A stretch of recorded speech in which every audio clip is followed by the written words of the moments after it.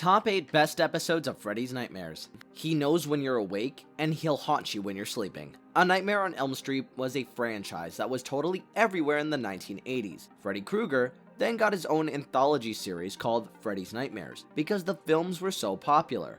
Freddy bookended a different horrific story every week, in the same style as Tales from the Crypt, adding his own twist on the horror host archetype.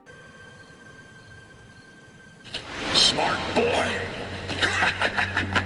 Freddy's Nightmares isn't considered one of the best horror television programs, especially now with shows like Hannibal, Bates Motel, and The Exorcist are continually increasing the level of horror and scares. But in a world where we are coming to terms with the fact that we'll never see Robert Englund reprise the famous role, having this relatively untapped reservoir of Englund Freddy performances to fall back on can be reassuring. Freddy was a part of every episode, even if he wasn't the center, at least breaking the fourth wall and commenting on the tale. No! Don't be afraid! In this video, we will take a look at 8 of the best Freddy episodes to grace our screens ever. Be prepared for teens and screams and screaming teens as Freddy Krueger comes to get them in the quaint little town of Springwood.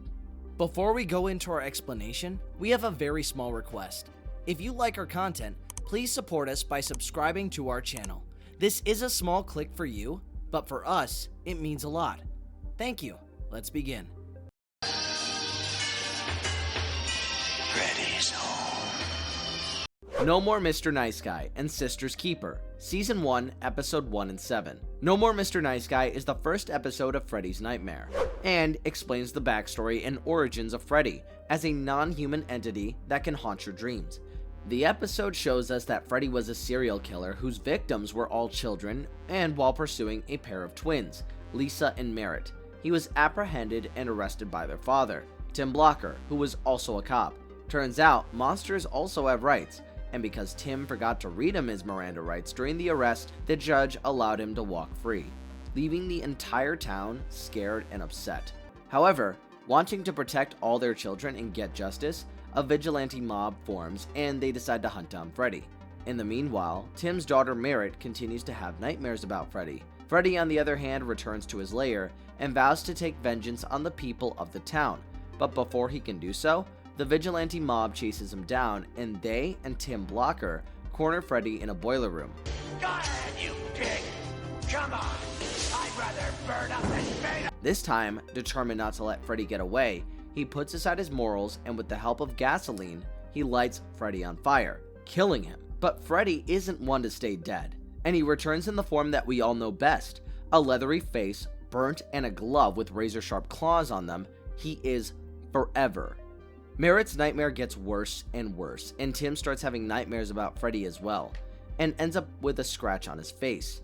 He stops sleeping in fear of Freddy, and believes that Freddy is coming for him because he burnt him alive. Tim then gets to know that the FBI is coming to Springwood and capture Freddy, and gets worried because he'll get convicted for murder, and they try to hide the body, only to realize the body isn't there anymore, and they find the body of a dead policeman. Tensions fly high, and in the end, Tim dies of a heart attack sitting in a dentist chair after some nerve gas knocks him unconscious and he sees Freddy.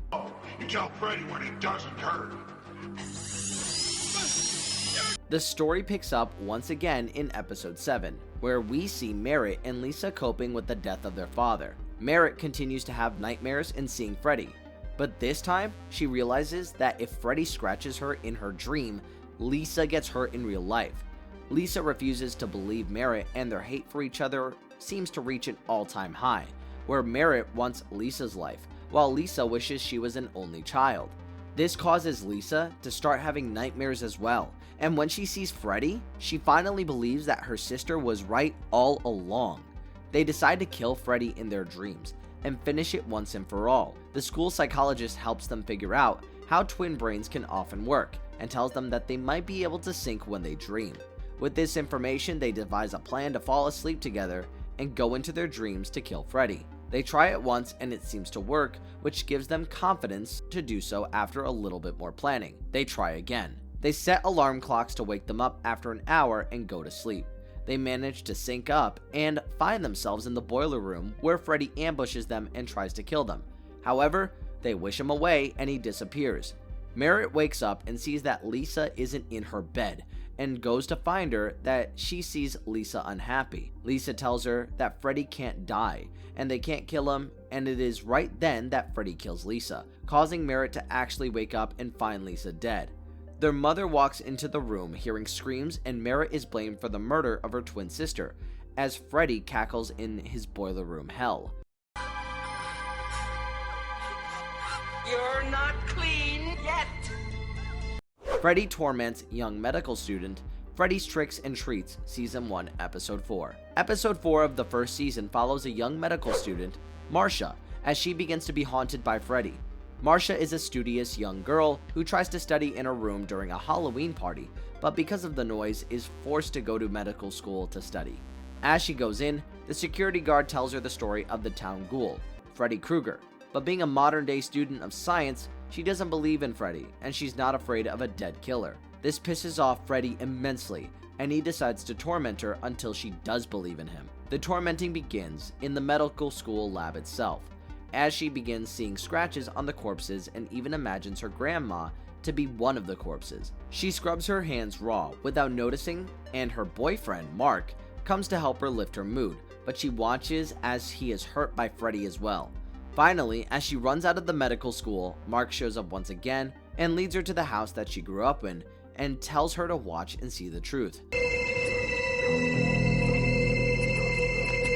She watches her abusive grandmother beat her and scream at her just because she kissed Mark, and instead of taking it, she screams back at her grandmother, which leads her to have a heart attack. Thus, Marcia blames herself for her grandmother's death, and she breaks down on the road outside the house and is found by other trick-or-treaters, including her friends Gary and Zach. Gary and Zach seem confused about who Mark is, and we realized that maybe Mark was not real the entire time. However, Zach realizes that his research on recording and playing back dreams would greatly benefit if they could get Marcia to study and get her dreams as well. Marcia is put to sleep as Zach and Gary monitor her dreams, and Zach believes that taking her to the edge and making the dreams more intense was the only way for her to face her fears.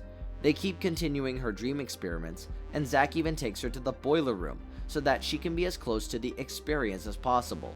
As she falls asleep, she explores the boiler room in her dream and finds a little girl who keeps asking for her help, but she's unable to before Freddy shows up. The dream gets out of hand and Zach wakes her.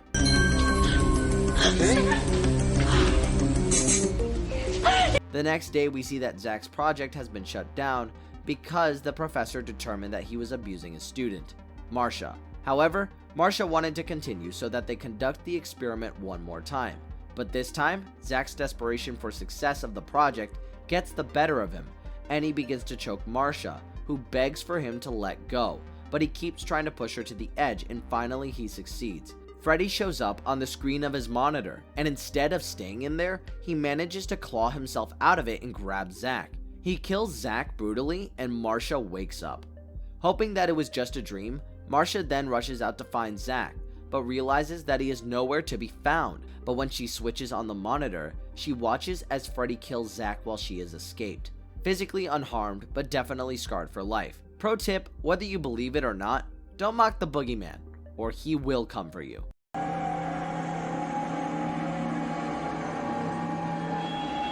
The Phantom leaps from his page to do the bidding, and The Art of Death, Season 1, Episode 18. This episode follows Jack, who is a disturbed man with a secret crush on a girl in his school. Jack keeps a close eye on Joanne, and frequently draws caricatures and sketches of her as a sign of his love and affection. When Joanne's boyfriend finds out about this, he insults and berates Jack. In retribution, Jack sketches an ugly and funny picture of him for the newspaper. This enrages the boyfriend even more, causing Jack to invent the Phantom as a way to cope. Art is a reflection of life, but can art turn into real life? All of this hatred and anger causes Jack to fall right into Freddy's trap, and Freddy starts bringing his drawings to life. The Phantom that he drew comes to life and insists that Freddy draws Joanne's boyfriend once again, but this time with something very bad happening to him. He draws him running on a treadmill, but he dies of mysterious freak accidents as the treadmill rips him in two halves. Jack then wakes up suddenly and realizes that he had been drawing in his sleep, and rushes to school with his sketchbook, only to find out that Joanne's boyfriend had actually died in the same way he had drawn it. He bumps into Joanne on his way back, who sees this sketch in his hand and thinks that he is an insensitive freak, and in an effort to get back on her good book, he goes back to his drawing table to make it right. The Phantom comes back once again and forces him to draw Joanne in the Phantom, but the drawings become something he can't control, and once he wakes up, he realizes that he drew the Phantom kidnapping Joanne and torturing her in a closet because she was claustrophobic. He tries to save her, but he fails, and gets sucked into his own drawing and becomes the Phantom after killing it. Turns out that Jack gets arrested for kidnapping Joanne. The second half of the episode focuses on Joanne and her recovery from the ordeal. She is released from the hospital and she returns home, but her paranoia and hallucinations start all over again. She tries dealing with her claustrophobia, which keeps getting worse. Her roommate's friend Jamie comes home and tries to force her to telling him the details of the ordeal with the kidnapper, which makes her feel worse. He forces himself on her, but she manages to fend him off with a bottle and accidentally kills him, but things start repeating as if in a loop. Jamie knocks on the door again and she feels like she is losing her mind. She tries to call her doctor and ask for help, but to no avail. In the end, the doctor comes to help her, but she stabs him, thinking that he is Jamie and wants to attack her. She is then put in a small space by the doctor and Jamie as revenge for killing them. The episode ends with the roommate finding Joanne stuck in a cupboard, and we watch as the hospital staff come and take away a hysterical Joanne. Freddy thus succeeds in his goal of scaring the people of Springwood and working from the shadows, killing some people and driving others crazy. Knowledge is power, but there are some girls you just shouldn't go to pieces. Two Virginal Teenagers, Safe Sex, Season 1, Episode 22. This episode employs Freddy to delve into the world of serial killer aficionados. Despite all the genuine awful things that Jeffrey Dahmer did, you don't have to look far on Tumblr to find someone who considers him to be their boyfriend. It was the late 1980s, and women were marrying men in prison like Ted Bundy and John Wayne Gacy, falling in love with monsters, whether because they saw them as misunderstood outcasts or just because they were attracted to someone who could murder them at any minute. The episode is about a guy who falls in love with a girl who only sees Freddy as her one true love. Dana, a high school guy, is seeing a therapist for his troubles with women at the opening of the episode. He claims he isn't interested in the girl next door kind. Instead, he is swooning for Caitlin, a goth girl who may or may not be into Satanism, but is undeniably smitten by Freddy Krueger. He approaches her in the library and asks her out, but she rejects him, telling him that she's in love with Freddy Krueger, and that a guy like him would never understand her, but he continues to have dreams about her and tries to win her over. Freddy starts showing up in his dreams of Caitlin, and he gets scared. He talks about these bizarre dreams that he has of her with the therapist, and one day after coming back home from school, he meets her in a bizarre dream where she tries seducing him and undressing him. Nobody wearing this many clothes can be comfortable. He says he's always wondered how she'd look like as a blonde, and then his mother appears to have scolded him for how she's bad for him. She murders the mother before murdering him with Freddy's glove. Turns out that because she murdered him in the dreams, he died in real life. This shocked and scared her because all she wanted to do was scare him a little. At Dana's funeral, Caitlin and Dana's best friend Nick meet, and shortly after a while he asks her out and begins pursuing her. Nick has no idea that Caitlin was responsible for the death of his best friend, and on the other hand, she starts getting paranoid about Freddy Krueger coming back. The screen shifts rapidly, and she straps Nick to a massive torture wheel and starts torturing him, verbally and physically, taking revenge for all the bad things he has said about her. She starts spinning the wheel and Freddy shows up, taking her place. Freddy starts torturing Nick on the wheel, and we see that all of this was happening in Caitlin's dream. She wakes up and realizes that Freddy Krueger was jealous of all the attention that she was getting from boys. First Dana, and then Nick. Freddy also leaves her a message in real blood, confirming her fears. Turns out that Nick was also alive, and well, because he called, asking her out once again, but this time, Caitlin was very scared. Caitlin goes back to her therapist and tries to talk it out with them, and the doctor pushes her into believing that it was just a dream, and that she has to see it through to the end. That night, she goes back home determined to finish things off with Freddy and drifts off to sleep, only to die of heart failure because Freddy kills her in the dream. Big mistake, but I'm the only friend you've got. Freddy's Nightmares Dreams Come True, Season 2, Episode 1. The premise of this episode is rather simple, and is about a young boy, Randy, who keeps having recurring dreams about Freddy. In the era of talk show hosts, a mother pleads with a psychologist who specializes in dream theory to come and help her son, because he refuses to go to sleep, afraid that Freddy will come for him. The psychologist agrees to come and see him, and when he enters the house, he sees Randy come tumbling down the stairs. He allows Dr. Brandon to try and help him, but obviously this doctor won't do anything if there are no cameras, and thus his entire session is filmed. Randy brings up Freddy in front of the cameras, which leads to an altercation between him and the doctor, because the doctor says he wants to meet Freddy and believes that he isn't real.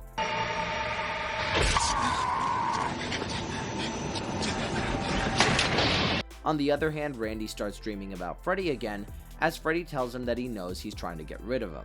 Randy allows the doctor to use hypnotherapy on him and remove Freddy from his head, and they sit down for the session. The session is captured on camera and broadcasted on live TV as he gets hypnotized. All seems to go well, but Freddy manages to weasel his way into Randy's hypnotic trance and scratches him. This seems to scare and worry the doctor as well, and a reporter warns him about Freddy and his ability to kill people from beyond the grave. This doctor decides to give it another shot, and after learning this new information, he makes the fatal mistake of not believing in Freddy Krueger. Randy walks into his room and tells the doctor that he has a split personality disorder and that Freddy is one of his personalities, but it turns out the doctor was dreaming himself. The mother wakes up the doctor to show him that somehow miraculously, Randy is sleeping peacefully. The doctor falls asleep, and in his dream, Randy's mother starts to seduce the doctor later that night, only for Freddy to show up and kill Randy's mother. He realizes that Freddy left Randy's dreams and shifted over to his. He leaves the house in a frenzy, determined to tell the world that Freddy exists. We then realize the doctor is stuck in his own dream loop, as he dreams that Freddy is a doctor in the show that he was on. He goes there and vandalizes the place with his gun, causing a police officer to shoot at him, which kills him. Freeze!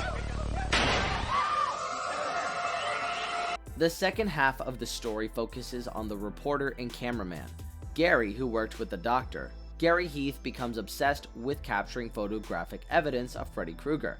His girlfriend disappears and he has to go into the crime scene he was in charge of covering, alone, only to learn that the victim was his girlfriend, Judy. A heartbroken Gary tries to gather evidence about her murder to find out who killed her. He starts hallucinating and seeing things, and he goes back to Randy to find some answers. Randy tells him that Freddy was the one that killed the doctor and probably killed Judy as well. The two of them go to the place where Judy was murdered and shoot some footage to see if Freddy shows up. Freddy comes out to play, and while they can see him, the camera's unable to pick up the image, making Gary look like an absolute basket case. Freddy kills Gary and his body is found by the police, thus ending the case, and our dear Freddy manages to go undetected once again. And I'm gonna treat that nice female. Freddy Helps, Photo Finish, Season 2, Episode 4. This scary little episode is about a photographer who accepts Freddy's help to become successful, only to realize that there's always a price when you make a deal with the devil. In the first story, a photographer is recruited to photograph the debut issue of an erotic magazine. She shoots a model in a variety of Halloween-themed setups, including one featuring Jack the Ripper. Freddy attacks the model, but since he is invisible on camera, it looks like she is simply good at posing, and Adler keeps clicking pictures without realizing that she is in danger. The photo shoots continue, and Adler keeps ramping up the horror photo shoots at behest the editor. The model is attacked once again, and Adler clicks pictures this time as well, and keeps clicking when the model impales herself with a stake and she dies. Adler finally realizes that the model is dead, and because the photographer was the only one present, she is concerned that the blame will be laid on her. Adler decides to stash the body, scared that her career, which has just taken off again, would be destroyed. She takes a loot of the photos to figure out how the model must have died, and makes contact with Freddy. He reveals himself to her and tells her that he's been terrorizing her models the entire time. But because her pictures were doing so well, the editor asks her to shoot another set, and she gives in despite knowing that Freddy will torture the new model as well. She sets up one last shoot and waits for the model to nod off before she starts taking pictures. Freddy comes to life, and this time Adler can see him as well. However, we can see that the model is awake and Adler's the one hallucinating instead. He jams his claws into her eyes, covering her face in blood, causing the model to scream and freak out while the camera keeps clicking. Adler turns in the photos, which makes her famous, but she pays the price with her eyes. This should do it. The second half of the story begins with a person dressed in a traditional sheet ghost costume, arriving at a house the day before Halloween and murdering all of the family members with his gun, including a child, which is quite bold. The rest of the article follows the FBI's investigation into this and similar cases. They seem to think that they are the work of a serial killer running loose, taking advantage of the scary holiday. One of the FBI agents starts hallucinating and sees the entire scene of the murder being played out in front of him. The other two, however, refuse to believe him. He tells him that the father killed the two children and his wife, but he can't figure out who killed him. When he sits on the chair where the father had been slain, he sees the vision of what transpired. He realizes that the gunman was attempting to kill Freddy each time someone was killed. He watches all three murders happen and sees that the father was being haunted by Freddy, who was making him hallucinate. After killing his entire family, Krueger slits his throat. What they don't realize is that Freddy is a monster and not really an actual person, so they run a background check on him, but before they solve the case, Freddy starts haunting Dennis, another FBI agent who kills his partner before getting shot himself.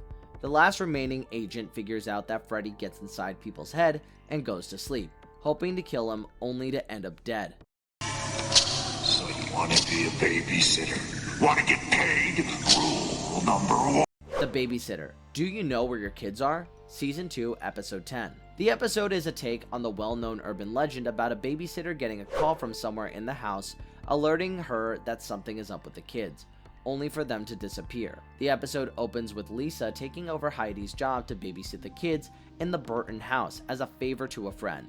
What she doesn't know that is a deep dark secret lurking in the house. Lisa reaches the house on time and the parents rush out without telling her anything, and she slowly learns that the Burtons keep their adopted daughter locked in their basement. Patty Burton has been locked in the basement ever since she killed Jack Burton's first wife in a psychopathic episode, and they get down to her in a specialized elevator so that there's no way of her coming up. Lisa's job was to look after the Burton's little son, Will, but she starts hallucinating and getting stuck in dream loop. Will disappeared from his bed and she finds him sitting on the stairs, and that leads to the basement. And having had enough, she calls Heidi and asks her to come over immediately. She meets Heidi and goes to check up on Will one last time to only see that he isn't there anymore. He had actually gone to the washroom, but in her paranoia-induced state, she assumes the worst. She also realizes that the person she had seen was not in fact Heidi and gets even more scared. She rushes down to the basement to look for Will, and as soon as she opens the lock, she gets pulled in, and instead of Lisa coming out, Patty Burton comes out, locking Lisa in. Patty, wearing Lisa's clothes, gets into an accident and Lisa is declared as missing.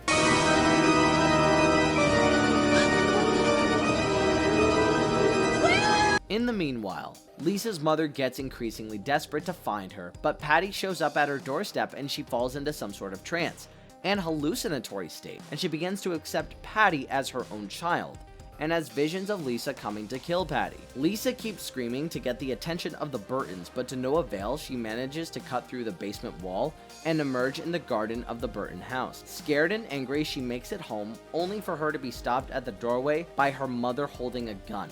Her mother, unable to decide who the real Lisa is, because Patty looks dangerously similar to Lisa, also seems to have her mother under a spell, and thus Mrs. Wax kills her own daughter with the gun she was holding. She gets arrested for murder while Patty goes free. In a final act of revenge, Patty goes back to her house, locks her parents inside the basement, and ominously follows her little brother into a room.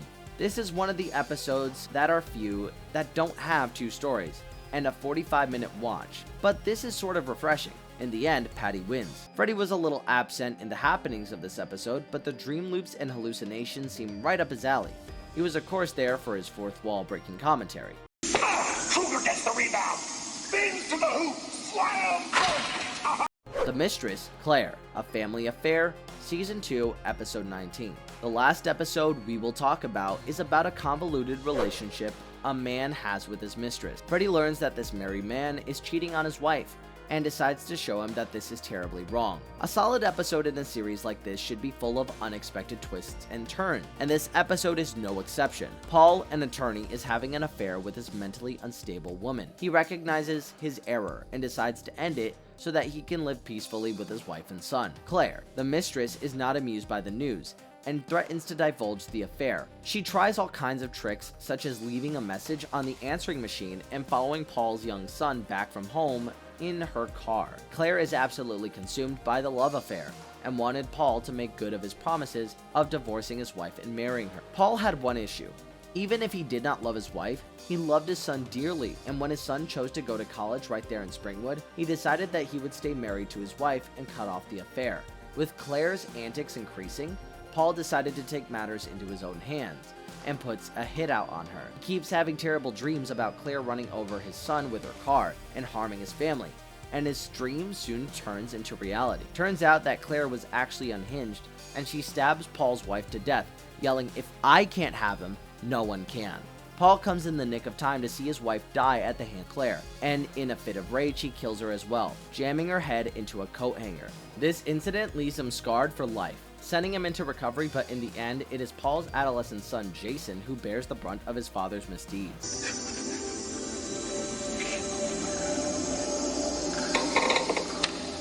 Jason, a boy with a bright future because of his athletic scholarship, falls off the rails and runs away from home, only to become involved with the wrong people and uses drugs as a way to cope with the loss of his mother. However, he returns home 2 years later at the same time Paul gets out of recovery, but all is never well on Elm Street. Turns out that Paul has a whole set of medical issues as a result of the ordeal and often gets chest pains along with barely being able to walk. Happy that his son has returned, Paul is determined to make things right with him and spend time, but that wasn't meant to be, and he dies all of a sudden due to a heart attack sitting in his chair. But surprise, surprise, he sees Claire walk up to him as she informs that she's the only soul that was designated to bring him over into the afterlife so that they can spend an eternity together. An upset Paul challenges Claire to a card game where if he won, he would spend a week with his son, but if he got lost, he would leave with Claire. He cheated his way into winning the card game, and as a result, while Claire kept up her end of the bargain